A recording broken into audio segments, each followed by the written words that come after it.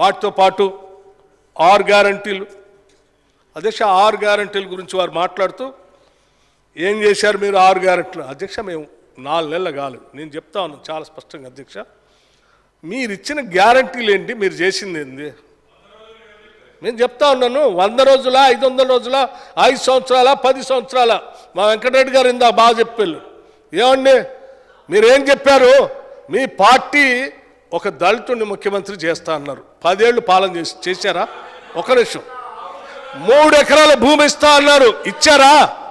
3 ఎకరాల భూమి ఇస్తా అన్నారు, భూమి లేని నిరుపేద ప్రజలకి ఇచ్చారా?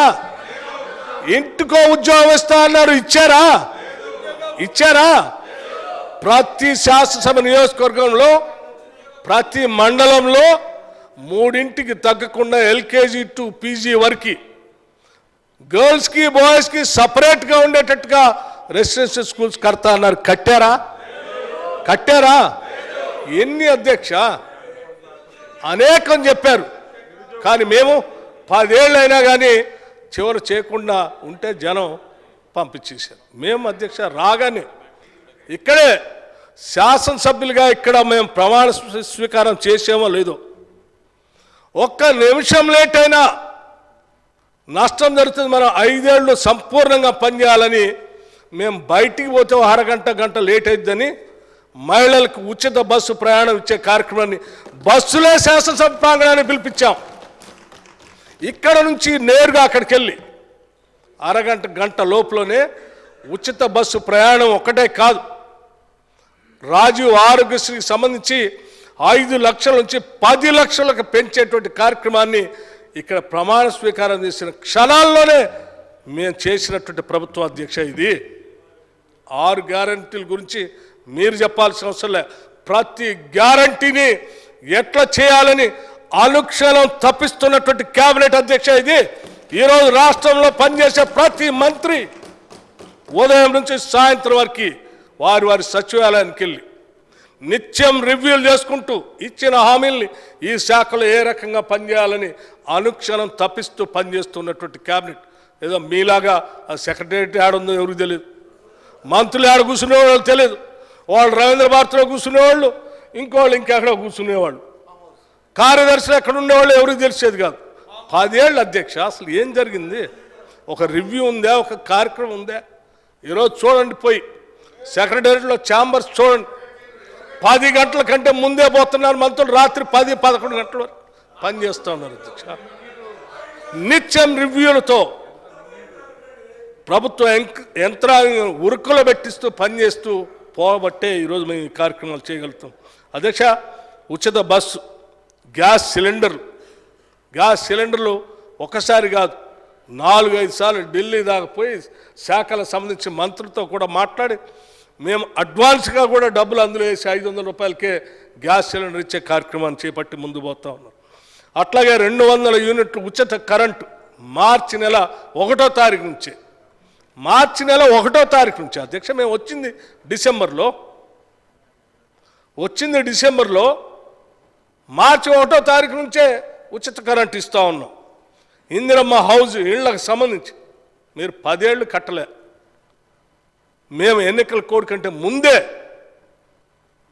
ప్రతి శాసనసభ నియోజకవర్గంతో పాటు రాష్ట్రంలో 4,50,000 ఇళ్ళు కట్టాలని చెప్పి ప్రభుత్వ పరంగా నిర్ణయం ఆదేశాలు కూడా ఇవ్వటం జరిగింది. ఈ లోపల మోడల్ కోడ్ ఆఫ్ కండక్ట్ రావటం, అది కొంత సమయం ఈ 3 నెలలు.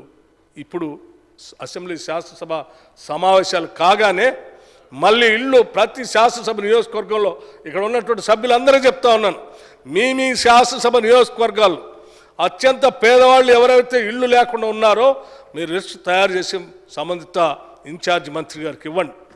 తప్పనిసరిగా ఈ రాష్ట్రంలో ఏ ఒక్కరు కూడా ఇల్లు లేకుండా ఉండాలనేదే మా ప్రభుత్వం యొక్క ఆశ, ఆలోచన, లక్ష్యం కూడా.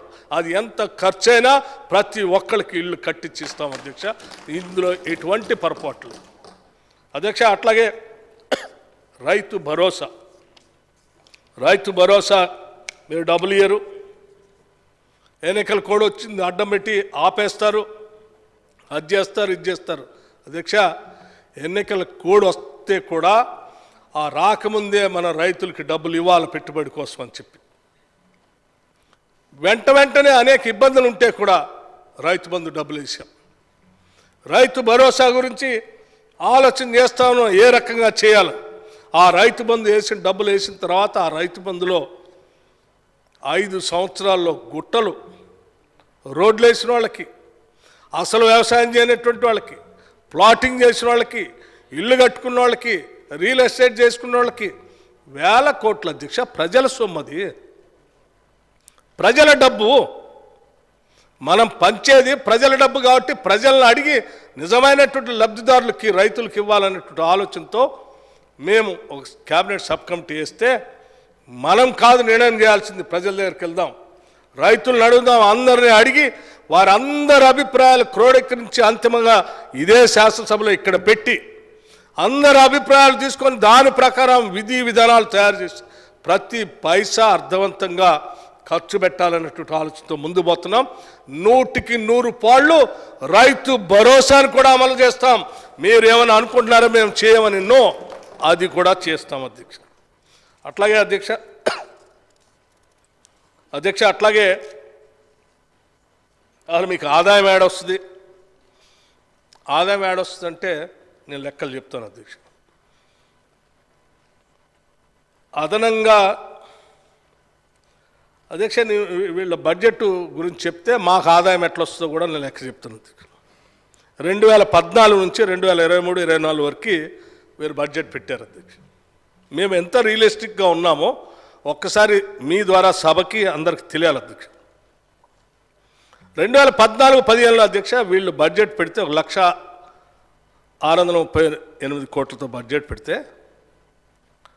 వీళ్ళు ఖర్చు పెట్టింది కేవలం 61.9% మాత్రమే. అంటే అధ్యక్ష 62,306 కోట్లు మాత్రమే.